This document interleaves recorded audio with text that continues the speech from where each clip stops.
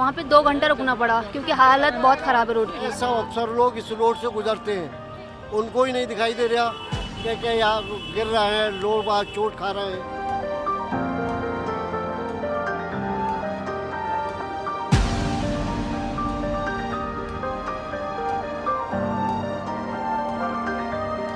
विकास के लिए पैकेज आया, लेकिन हल्द्वानी का कहाँ विकास हो रहा है। ये पिछले साल 18 अक्टूबर को जो बारिश हुई उसके बाद इस रोड में कहीं पर भी कोई काम नहीं चला है।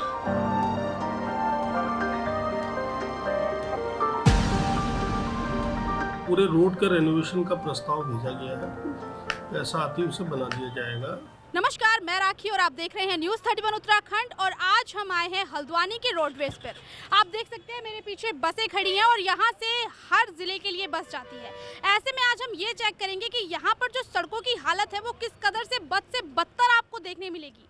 यहाँ पर हर ज़िले के लिए बसें जाती हैं, लेकिन अगर सड़कों की आप हालत देखेंगे तो इस तरह से खस्ता हाल हुए बैठी है कि हर वक्त ये डर लगा रहता है कि कभी कोई दुर्घटना ना घट जाए। हम यहाँ पर लोगों से भी बात करेंगे, उनसे जानेंगे कि उन्हें आवाजाही में कितनी परेशानी का सामना करना पड़ रहा है। तो आप चलिए और बने रहिए मेरे साथ। आपको कहाँ जाना है? मैम हमें दिल्ली जाना है, तो हम सुबह 6 बजे से निकले हुए हैं। तो हमें अभी खैरना में वहाँ पे आगे वहाँ पे 2 घंटे रुकना पड़ा क्योंकि हालत बहुत ख़राब है रोड की। मलबा आया है तो वहाँ पे जेसीबी लगी हुई है अभी, तो वहाँ पे बहुत दिक्कत हो रही है, यात्रियों को बहुत वेट करना पड़ रहा है। और मगर क्या कह सकते। तो रोड खराब की वजह से सफ़र करने में कितनी परेशानी हो रही है? मैम बहुत दिक्कत हो रही है क्योंकि यात्री रात भर वहाँ पे वेट कर रहे हैं, गाड़ियों में बैठे हैं, न खाया है न पिया है कुछ भी, तो इसलिए उनको बहुत दिक्कत हो रही है वहाँ पे। और जो भी जेसीबी लगी हुई है मगर ऐसा कुछ नहीं है, काम चल रहा है। सबसे पहले तो मैं आपसे ये जानना चाहूँगी कि ये रोडवेज की जो ये सड़क है इसे बने हुए कितना टाइम हो गया? इसको अभी वैसे रिपेयरिंग बीच बीच में तो होती रहती है, और अभी ये पिछले साल 18 अक्टूबर को जो बारिश हुई उसके बाद इस रोड में कहीं पर भी कोई काम नहीं चला है। उससे पहले यहाँ रानीखेत जाने में, हल्द्वानी से रानीखेत जाने में 3 घंटे लगते थे, और जो ये इसमें टाइम बढ़ चुका है पिछले साल के बाद, और उसके बाद आज तक इस रोड में कहीं पर एक पत्थर भी लगा नहीं है। ये मेन रोड में जो हमारे को ज़्यादा टाइम यहाँ पर लग रहा है रानीखेत जाने में, ये भूवाली और खैरना के बीच की रास्ता है। यहाँ पर रोड बहुत ख़राब है और ये पिछले साल से यहाँ पर कोई भी काम हुआ नहीं है। तो आइए अब मैं आपको लिए चलती हूँ रोडवेज के आसपास के इलाकों में, और वहाँ पर मैं आपको दिखाऊंगी कि सड़कों की क्या हालत है, और हम लोगों से भी बातचीत करने की कोशिश करेंगे। तो चलिए मेरे साथ। पब्लिक कितनी परेशान हो रही है, कम से कम इन गड्ढों को थोड़ा सा तो आप सही करवाइए। नगर पालिका आज क्यों नहीं होश में आ रही? टैक्स लेने के लिए पब्लिक को पहले परेशान किया जाता है, पूरा टैक्स लिया जाता है, और गड्ढों की हालत देखिए कि पूरी गाड़ी पलटने को तैयार है। कितनी परेशानी आपको आवाजाही में हो रही है? कितनी आवाजाही में परेशानी हो रही है, यातायात के लिए प्रॉब्लम हो रही है। उस यातायात के समाधान के लिए इस रोड को भी देखें, जिस तरीके से और रोडों को देख रहे हैं, हाईवे रोड को देख रहे हैं, इसको भी देखना चाहिए ना। ये तो मेन हाईवे, सारा ट्रांसपोर्ट जो रोडवेज का सब इसी से निकल के जा रहा है। लोग बाग रोज गड्ढे में गिर रहे हैं, किसी के हाथ टूट गया, किसी का पैर टूट गया है, लेकिन यहाँ पर कोई देखभाल नहीं है, न सुनवाई है। कोई सुनवाई नहीं है। अभी कितना टाइम इस सड़क को हो गया, और पीडब्ल्यूडी की तरफ से क्या कुछ कार्रवाई हो रही है? क्या वो लोग देखने आ रहे हैं इस सड़क को कि हाँ इस पे दोबारा से हमें रिनोवेट करनी है? देखने को तो ये है, सब अफसर लोग इस रोड से गुजरते हैं, उनको ही नहीं दिखाई दे रहा क्या यहाँ गिर रहे हैं लोग, आज चोट खा रहे हैं। यहाँ पर बीच सड़क में इतना बड़ा गड्ढा जो है वो खुदा हुआ है, और अभी तक ना तो पीडब्ल्यूडी की तरफ से कोई कार्रवाई की जा रही है, और ना ही अभी तक जो आला अधिकारी हैं वो इस रोड का जायजा करने के लिए आए हैं। ये लगातार लगता हुआ जाम आप देख सकते हैं सामने, किस तरह से रोड खराब होने की वजह से ये जाम लग रहा है। लोगों को यातायात में इतनी परेशानी हो रही है, जहाँ उन्हें 5 मिनट का सफर तय करना होता था तो अब उस सफर में आधा घंटा उनका जा रहा है। तो आप देख सकते हैं ये सड़क की क्या हालत हो गई है। तो ऐसे में जो हादसे हैं वो भी लाजमी है। तो आप यहीं पे रहते हैं, कितने हादसे आपने इस सड़क पर होते हुए देखे हैं? ये यहाँ तो रोज़ का ही बना हुआ है, और जाम इतना लगा रहता है, कोई ट्रैफिक व्यवस्था नहीं है यहाँ पर, और पुलिस भी चालान वगैरह के लिए आती है। एक ये तो यहाँ अफसर निकलते ही रहते हैं, उसके बावजूद भी यहाँ कोई देखभाल नहीं है। और सबसे बड़ी व्यवस्था ये है कि एक ये पेड़ है हमारे ऊपर, इसकी काफ़ी लिखापड़ी कर रखी है हमने, और ये मतलब पूरा आपदा का न्योता दे रहा है। विकास के लिए पैकेज आया, लेकिन हल्द्वानी का कहाँ विकास हो रहा है। ये रोडवेज हुआ है, वीआईपी रोड हुई, या हर आदमी टूरिस्ट स्टेशन से लेके और रोडवेज का रोड तो इतना बढ़िया होना चाहिए, यहाँ तो इतनी कन्वेंसिंग इतनी बढ़िया होनी चाहिए, उस तरीके के बिल्कुल नहीं है। इससे उत्तराखंड देवभूमि की बदनामी है। जो बाहर का टूरिस्ट आता है उसकी निगाह में यहाँ गलत मैसेज जाता है। सर, कितनी परेशानी इस रोड खराब की वजह से आपको हो रही है? मैडम जी, बहुत गड्ढे हो रहे हैं रोड में, बड़ी दिक्कतें परेशानी आ रही हैं, चलने में निकलने में परेशानी ज़्यादा हो रही है। यहाँ भी गड्ढे हुए हैं, आगे मतलब पूरे रोड में गड्ढे हो रहे हैं, लगा लीजिए आप ना।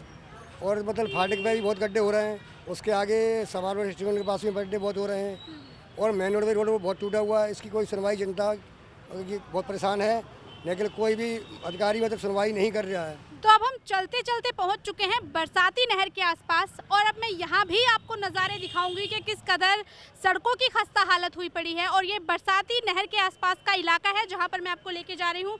और आप देख सकते हैं कि सामने ही आपको यहाँ पर एक गड्ढा नज़र आ जाएगा, कितना बड़ा ये गड्ढा है। और देखिए आप किस तरह से गाड़ियों को इस गड्ढे से गुजरने में दिक्कत हो रही है।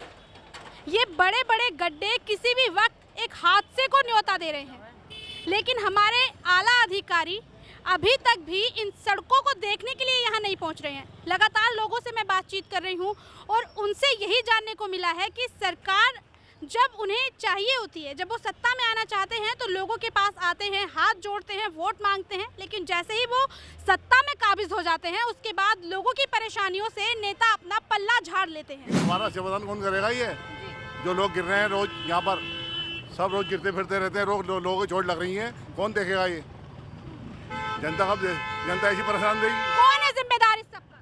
कौन करेगा जिम्मेदारी? कौन उठा रहा जिम्मेदारी इसकी? कुछ नहीं हो रहा। यहाँ पर ऐसे आते हैं लोग, कुछ दिन भी आए, देखा था, कुछ चले गए जी, कुछ नहीं हो रहा। यानी कि इसकी देखा दाखी करने के लिए आ रहे हैं?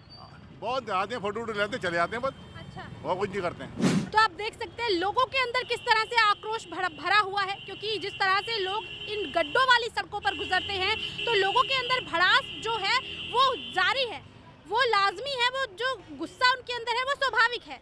जिस तरह से आसपास के माहौल को आप देख सकते हैं कितना दूषित है, किस तरह से गंदगी है, तो वो नगर पालिका के कार्यप्रणाली पर भी उंगली उठाता है, सवाल उठाता है कि जिस तरीके से गंद है वहाँ पर नगर पालिका क्या कर रही है। क्योंकि गंदगी ना सिर्फ लोगों को बीमारी की ओर ढकेल रही है, बल्कि नगर पालिका की कार्यप्रणाली पर भी सवाल खड़े हो रहे हैं कि क्या कहाँ पर है नगर पालिका, कहाँ पर सोई हुई है जो गंदगी उन्हें नजर नहीं आ रही। रोडवेज के पीछे का जो रोड है वो सबसे व्यस्त रोड है और वहाँ के लिए हर जिले के लिए वहाँ से बसें जाती हैं, और उस सड़क की हालत देखकर हर कोई गुस्से में है। लोगों को अपनी जान हथेली पर रखकर उस रोड से आवागमन करना पड़ रहा है।